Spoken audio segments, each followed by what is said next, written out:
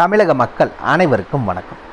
இன்றைக்கி நம்ம TN government job சேனலில் எதை பற்றி பார்க்க போகிறோம் அப்படின்னு பார்த்தீங்கன்னா, ரயில்வே டிபார்ட்மெண்ட்லேருந்து ஒரு சூப்பரான ஒரு அப்டேட்டோட வந்திருக்கோம். என்ன அப்படின்னு பார்த்தீங்கன்னா, ரயில்வே டிபார்ட்மெண்ட்டில் டிக்கெட் கவுண்டர், அதாவது டிக்கெட் கவுண்டரில் டிக்கெட் கொடுக்குறதுக்கான வேலை வாய்ப்புக்கு புதுசாக ஆட்களை தேர்ந்தெடுக்கிறாங்க. இந்த நோட்டிஃபிகேஷனை பொறுத்த வரைக்கும் முழுக்க நம்ம தமிழகத்துக்கான வேலை வாய்ப்பு மட்டும்தான். மற்ற மாநிலம் அப்படியெல்லாம் எதுவுமே இல்லை, நம்ம தமிழகத்துக்கான வேலை வாய்ப்பு தான் இந்த நோட்டிஃபிகேஷன். சரிங்களா? வெறும் டிக்கெட் கொடுக்குற வேலை வாய்ப்புக்கு ஆட்களை தேர்ந்தெடுக்கிறாங்க.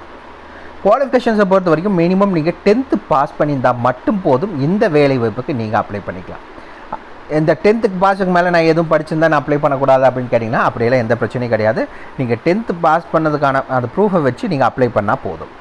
இந்த வேலைவாய்ப்பை பொறுத்த வரைக்கும் எந்த ஒரு தேர்வோ அல்லது தேர்வுக்கான கட்டணமும் கிடையாது. நோ எக்ஸாம் நோ ஃபீஸ் தான். முழுக்க ஆட்களை ஒன்று இன்டர்வியூ வைக்கலாம், அப்படி இல்லைன்னா மெரிட் லிஸ்ட்டில் கூட ஆட்களை தேர்ந்தெடுக்க போகிறாங்க. சேலரி பொறுத்த வரைக்கும் மினிமம் 19,900 உங்களுக்கான மாத சம்பளம் கிடைக்கும். இந்த வேலைவாய்ப்புக்கு நீங்கள் விண்ணப்பிக்க வேண்டிய கடைசி தேதி 19 ஜூன் 2024 சாயந்தரம் 3 மணி வரைக்கும் உங்களுக்கு டைம் கொடுத்துருக்காங்க. அந்த 19ஆம் தேதி சாயந்தரம் 3 மணிக்கு மேலே வர எந்த அப்ளிகேஷன் ஃபார்மையும் அக்செப்ட் பண்ண மாட்டாங்க, ரிஜெக்ட் பண்ணிடுவாங்க. ஸோ அதுக்கு முன்னாடி நீங்கள் எவ்வளோ சீக்கிரம் அப்ளை பண்ண முடியுமோ அப்ளை பண்ணிக்கோங்க. இந்த வேலைவாய்ப்பை பொறுத்த வரைக்கும் தகுதி விருப்பம் இருக்க யாராக இருந்தாலும் சரி நீங்கள் தாராளமாக அப்ளை பண்ணிக்கலாம். இதுக்கு யாரெல்லாம் விண்ணப்பிக்கலாம், எப்படி விண்ணப்பிக்கலாம் போன்ற முழு தகவலை தெரிஞ்சுக்கிறதுக்கு முன்னாடி இன்னும் நம்ம டிஎன் கவர்மெண்ட் ஜாப் சேனலை சப்ஸ்கிரைப் பண்ணாதவங்க மறக்காமல் சப்ஸ்கிரைப் பண்ணுங்கள். இந்த வீடியோவுக்கு மறக்காமல் ஒரு லைக் கொடுங்க. நீங்கள் கொடுக்குற ஒவ்வொரு லைக்கும் எங்களுக்கு அடுத்த வீடியோ போட ரொம்பவே மோட்டிவேட்டாக இருக்கும். வீடியோ டிஸ்கிரிப்ஷனில் நம்ம டெலிகிராம் குரூப்போட லிங்க் இருக்குது. இன்னும் ஜாயின் பண்ணாதவங்க கட்டாயம் ஜாயின் பண்ணிக்கோங்க. அப்போ தான் உங்கள் மாவட்டங்களில் வர அனைத்து வேலைவாய்ப்பு மற்றும் இல்லாமல் மத்திய அரசு வேலை, மாநில அரசு வேலை, தபால் துறை, காவல்துறை, ரயில்வே துறை போன்ற அனைத்து துறைகளிலிருந்து வரும் வேலைவாய்ப்புகளை உடனுக்குடன் உங்களால் தெரிஞ்சுக்க முடியும். அதே வீடியோ டிஸ்கிரிப்ஷன் மற்றும் கமெண்ட்டில் இந்த வேலை வாய்ப்புக்கான அஃபிஷியல் நோட்டிஃபிகேஷன் லிங்க்கும் ப்ரொவைட் பண்ணியிருக்கோம். மறக்காமல் உள்ளே போங்க, கிளியராக படிங்க, அப்புறமா அப்ளை பண்ணுங்கள். என்றைக்குமே அஃபிஷியல் நோட்டிஃபிகேஷனை படித்து பார்க்காம அப்ளை பண்ணாதீங்க. வாங்க உள்ளே போய் முழுமையான தகவல் என்ன அப்படிங்கிறத பார்க்கலாம். மக்களை பார்த்தீங்கன்னா, இதுதான் இந்த வேலை வாய்ப்புக்கான official application form. Video description link கொடுத்துருக்கோம், நீங்கள் ஃப்ரீயாகவே டவுன்லோட் பண்ணிக்கலாம். ஃபஸ்ட்டு எடுத்தோடனே மேலே இந்த இடத்துல உங்களுடைய ரீசன்ட் பாஸ்போர்ட் சைஸ் ஃபோட்டோ ஒட்ட சொல்லியிருக்காங்க. கடைசி 3 மாதத்துக்குள்ளே எடுத்த புது ஃபோட்டோவாக இருக்கணும், பழைய ஃபோட்டோ ஒட்டாதீங்க. இன்னொரு முக்கியமான விஷயம் என்ன அப்படின்னா, செல்ஃப் அட்டஸ்டட் அந்த ஃபோட்டோ மேலே மறக்காமல் உங்கள் கையெழுத்தை போட்டு அனுப்பணும். சரிங்களா? ஃபஸ்ட் எடுத்தோடனே இந்த இடத்துல நேம் ஆஃப் த அப்ளிகண்ட், உங்களுடைய பெயர் என்ன அப்படிங்கிறத மென்ஷன் பண்ணிக்கோங்க. இரண்டாவது உங்களுடைய அப்பா பேர், அப்படி இல்லைன்னா கல்யாணம் ஆன பெண்களாக இருந்தீங்க அப்படின்னா உங்களுடைய கணவர் பெயர் என்ன, ஸ்போஸ் நேம் மென்ஷன் பண்ணுங்கள். அண்ட் தென் பார்த்தீங்கன்னா ஏஜ் மற்றும் டேட் ஆஃப் பர்த் ரெண்டுமே மென்ஷன் பண்ணணும். ஃபஸ்ட்டு உங்களுக்கான வயது என்னங்கிறத மென்ஷன் பண்ணுங்கள்.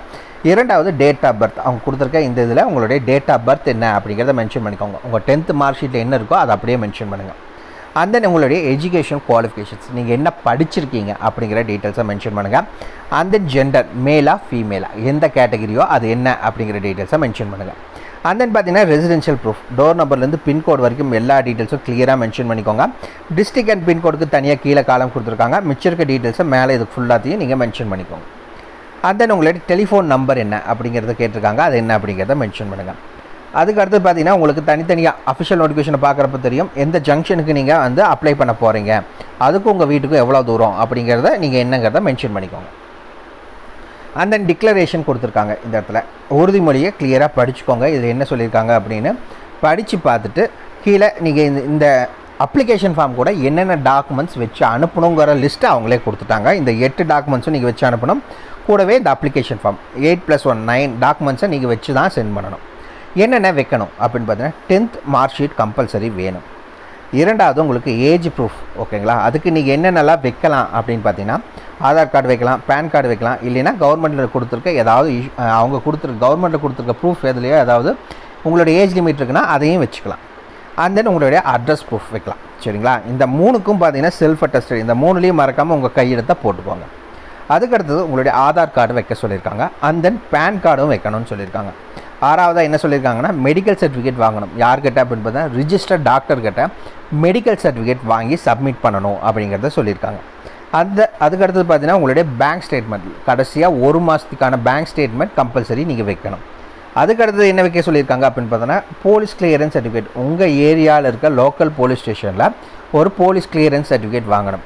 இந்த 8 டாக்குமெண்ட்ஸும் கம்பல்சரி நீங்கள் வச்சு அனுப்பணும். இந்த 8 டாக்குமெண்ட்ஸ் கூட இந்த அப்ளிகேஷன் ஃபார்மையும் வச்சு மொத்தமாக நீங்கள் பேக் பண்ணி நீங்கள் அனுப்பணும். சரிங்களா? கீழே இந்த இடத்துல பிளேஸ் மற்றும் டேட், உங்கள் ஊர் பேர் என்ன அப்படிங்கிறத மென்ஷன் பண்ணுங்கள், என்றைக்கு அனுப்புறீங்கிறத மென்ஷன் பண்ணுங்கள். இந்த இடத்துல உங்களுடைய சிக்னேச்சரை போட்டு சொல்லியிருக்காங்க, இதுக்கு மேலே உங்களுடைய சிக்னேச்சர் போட்டுப்பாங்க. சரிங்களா? அவ்வளோதான் அஃபிஷியல் அப்ளிகேஷன் ஃபார்ம். இந்த அப்ளிகேஷன் ஃபார்ம் கூட இந்த டாக்குமெண்ட்ஸ் மட்டும்தான் வச்சு அனுப்ப போகிறீங்க. நீங்கள் அனுப்புகிறவங்க இது எல்லாத்தையுமே ரெடி பண்ணி மொத்தமாக பேக் பண்ணி நீங்கள் அனுப்பிச்சிக்கணும். சரி, வாங்க நோட்டிஃபிகேஷனை பற்றின தகவல் என்னங்கிறத பார்க்கலாம். இந்த நோட்டிஃபிகேஷனை என்றைக்கு ரிலீஸ் பண்ணாங்க அப்படின்னு பார்த்தீங்கன்னா 18/5/2024 அன்றைக்கே ரிலீஸ் பண்ணிக்கிட்டாங்க. இந்த வேலை வாய்ப்புக்கு நீங்கள் லாஸ்ட் டேட் அப்படின்னு பார்த்தீங்கன்னா 19/6, அதாவது 19 ஜூன் 2024 தான் உங்களுக்கான லாஸ்ட் டேட். முழுசாக உங்களுக்கு ஒரு 20 நாள் டைம் இருக்குது. அதுக்குள்ளே நீங்கள் அப்ளை பண்ணிக்கோங்க. 19ஆம் தேதிக்கு மேலே வர எந்த அப்ளிகேஷன் ஃபார்மே அக்செப்ட் பண்ண மாட்டாங்க. அது 3 மணி வரைக்கும் தான் டைம். சரிங்களா? 19ஆம் தேதி சாயந்தரம் 3 மணி வரைக்கும் உங்களுக்கு டைம். அதுக்கு மேலே வர அப்ளிகேஷன் ஃபார்மை அவங்க அக்செப்ட் பண்ண மாட்டாங்க. ஸோ அதுக்கு முன்னாடி எவ்வளோ சீக்கிரம் நீங்கள் வந்து சப்மிட் பண்ண முடியுமோ சப்மிட் பண்ணிக்கோங்க. இதில் இன்னொரு முக்கியமான விஷயம் என்ன அப்படின்னா 2 விதமாக எடுக்கிறாங்க. ஒன்று ரிட்டையர்டு எம்ப்ளாயிஸாக இருந்தாலும் சரி, ரயில்வேல ரிட்டையர்டு எம்ப்ளாயிஸாக இருந்தாலும் அப்ளை பண்ணலாம். அப்படி இல்லை அப்படின்னா ஜென்ரல் பப்ளிக்காக இருந்தாலும் சரி நீங்கள் அப்ளை பண்ணிக்கலாம். சரிங்களா? இந்த இடத்துல கரெக்டாக கொடுத்துருக்காங்க, என்கேஜ்மெண்ட் ஆஃப் ஜென்ரல் பப்ளிக். சரி, குவாலிஃபிகேஷன்ஸ் பற்றி டீட்டெயில்ஸை பார்க்கலாம். நீங்கள் என்ன படிச்சிருக்கணும் அப்படின்னு பார்த்தீங்கன்னா மெட்ரிக் பாஸ், அதாவது 10th பாஸ் பண்ணியிருந்தால் போதும் இந்த வேலை வாய்ப்புக்கு நீங்கள் அப்ளை பண்ணிக்கலாம்.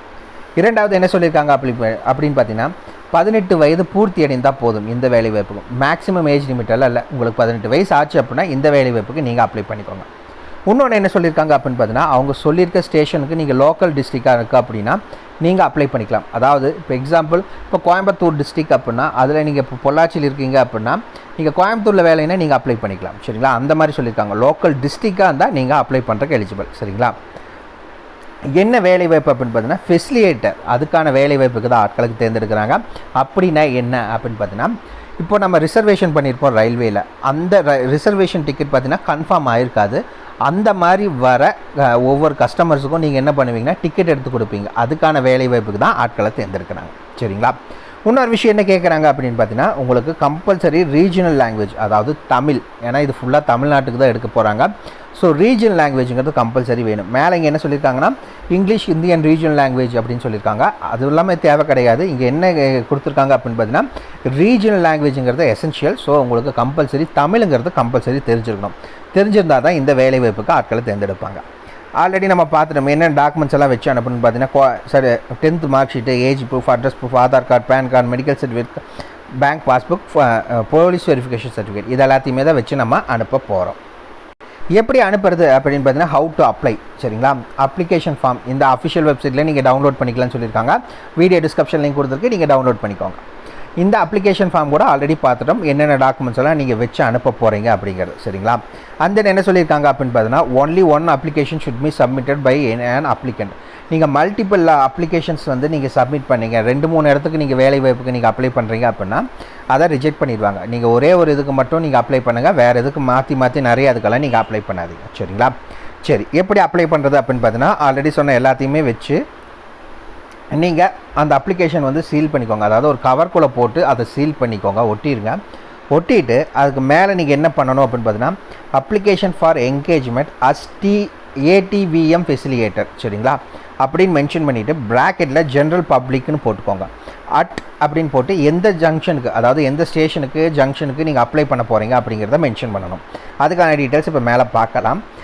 எந்த அட்ரஸுக்கு நீங்கள் அனுப்பணும் அப்படின்னு, எந்த அட்ரஸில் கொண்டு போய் நீங்கள் கொடுக்கணும் அப்படின்னு பார்த்தீங்கன்னா office of the senior divisional commercial manager, Tiruchirappalli division, DRM complex, Trichy 620001 அப்படிங்கிற அட்ரஸுக்கு காலையில் 10 மணிலேருந்து சாயந்தரம் 3 மணி வரைக்கும் நீங்கள் சப்மிட் பண்ணலாம். அதுக்கு மேலே நீங்கள் சப்மிட் பண்ண முடியாது. லாஸ்ட் டேட் பார்த்தீங்கன்னா 19/6/2024 தான் இதுக்கான லாஸ்ட் டேட். சரி, எந்தெந்த டிவிஷன்லேருந்து உங்களுக்கு இந்த நோட்டிஃபிகேஷன் வந்து ரிலீஸ் பண்ணியிருக்காங்க, யார் எங்கே அப்படின்னு பார்த்தீங்கன்னா மொத்தம் ஒரு 12 ஸ்டேஷன்லேருந்து இந்த நோட்டிஃபிகேஷன் ரிலீஸ் பண்ணியிருக்காங்க.